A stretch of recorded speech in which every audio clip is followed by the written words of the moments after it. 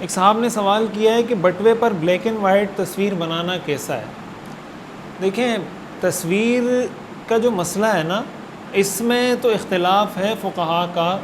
اور مفتیان کرام کا کہ ڈیجیٹل تصویر کے حکم میں ہے یا نہیں. لیکن جو پرنٹڈ تصویر ہے، جب تصویر پرنٹ ہو جاتی ہے تو اس پر علماء کرام کا، مفتیان کرام کا اتفاق ہے کہ یہ وہ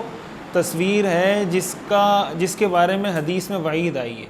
لہٰذا پرنٹڈ تصویر چاہے کلر میں ہو چاہے بلیک اینڈ وائٹ میں ہو، اس طرح کی تصویر نہ کسی کاغذ پہ بلا ضرورت پرنٹ کروانا جائز ہے، نہ آپ بٹوے پہ پرنٹ کروا سکتے ہیں، اور ظاہر ہے کہ بٹوے پہ تصویر پرنٹ کروانا کوئی ضرورت نہیں ہے، لہٰذا ہرگز اس کا پرنٹ کروانا بٹوے پر جائز نہیں ہے، چاہے آپ کلر میں پرنٹ کروائیں چاہے بلیک اینڈ وائٹ میں کروائیں. ایک صاحب نے سوال کیا، آج کل آن لائن بچوں کو قرآن پڑھایا جاتا ہے باہر ممالک میں، کیا اس کی تنخواہ لینا جائز ہے؟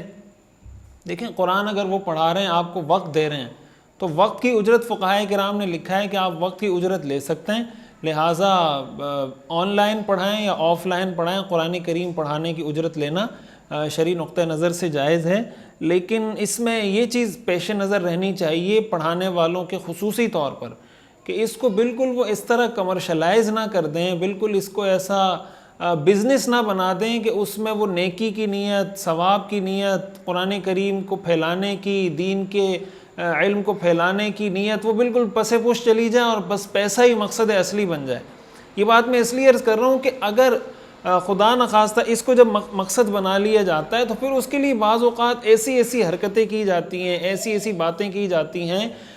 کہ جو خود ایک تو شرعی نقطہ نظر سے ٹھیک نہیں ہوتی، دوسرا وہ علماء کے یا قرآن پڑھنے پڑھانے والوں کے شایان شان نہیں ہوتی کہ اس طرح پیسوں کے پیچھے پڑ جانا، اس طرح اپنے آپ کو پیسے کا پجاری یا اس کے ہوس کا شکار ظاہر کرنا. تو ظاہر ہے یہ خود ایک دین پڑھنے پڑھانے والے شخص کی شایان شان نہیں ہے. تو اس طریقے سے اس کام کو نہیں کرنا چاہیے. استغنا کے ساتھ اپنی پوری جو عالمانہ شان ہے، جو دین کی ایک شان اللہ تعالیٰ نے دین پڑھانے والے کو، ایک عالم کو عطا کی ہے، اس کو برقرار رکھتے ہوئے اس کام کو کریں.